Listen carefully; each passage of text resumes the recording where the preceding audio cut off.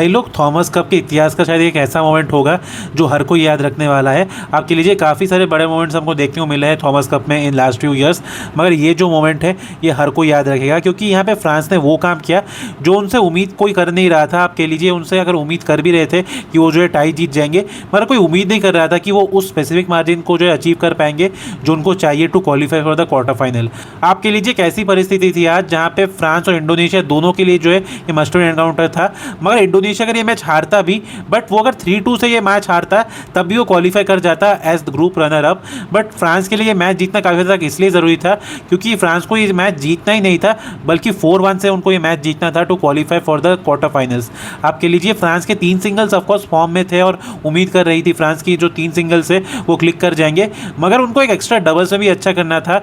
एक ऐसा डिसिप्लिन जहाँ पे इंडोनेशिया काफ़ी हद तक स्ट्रॉन्ग दिख रही थी, तो वो देख ऐसा लग रहा था कि फ्रांस ये मैच जीत भी जा सकता है। पर 4-1 से जीत काफ़ी हद तक दूर की बात लग रही थी फ्रांस के लिए, और इंडोनेशिया के पास भी अच्छे खासे सिंगल्स खिलाड़ी थे, तो सिंगल्स भी आसान नहीं होने वाला था फ्रांस के लिए। But they did what no one expected. Christophe Popov और एलेक्स लाइने ने स्ट्रेट गेम्स में अपने मैचेस जीते और फ्रांस को 2-0 की लीड दिलाई। उसके बाद टोमास जूनियर पोपोव और एंथनी सिनिसुका गिंटिंग के बीच एक कमाल का मैच देखने को मिला, जहाँ पे गिंटिंग काफ़ी बढ़िया खेल रहे थे आफ्टर वेरी लॉन्ग टाइम। आप कह सकते हो इंडोनेशिया को जब उनकी ज़रूरत थी तब वो खड़े हो रहे थे इंडोनेशिया के लिए, और ऐसा लग रहा था कि वो शायद इस मैच को जीत भी जाएंगे कंसिडरिंग उनके पास 5 पॉइंट की लीड थी in the mid game interval of the decider. But तभी उनको इंजरी हो जाती है और यहाँ पे अंपायर का वापस से जो है सवाल उठता है कि अगर सीरियस कंडीशन ना हो तो वो मेडिकल हेल्प बुलाते नहीं है। आई मीन ये किस तरीके का है भाई?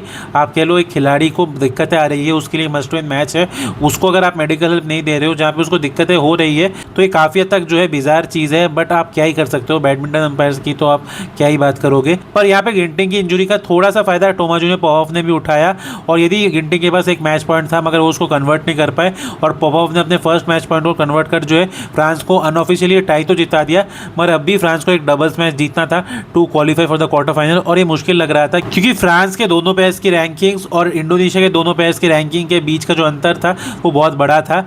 मगर टीम इवेंट्स में आप कह लो हमें चमत्कार देखने को मिलता है, और कुछ ऐसा ही देखने को मिला जब एडम और रोसी की जोड़ी ने वर्ल्ड नंबर 10 गुताम और इश्वानी को जो है स्ट्रेट गेम्स में हराया।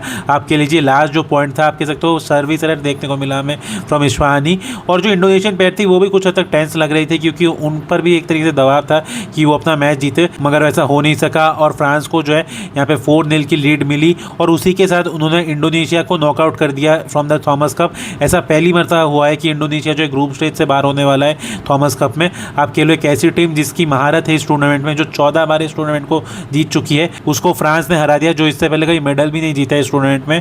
आई mean what a match, and congratulations to France to qualify for the quarter finals.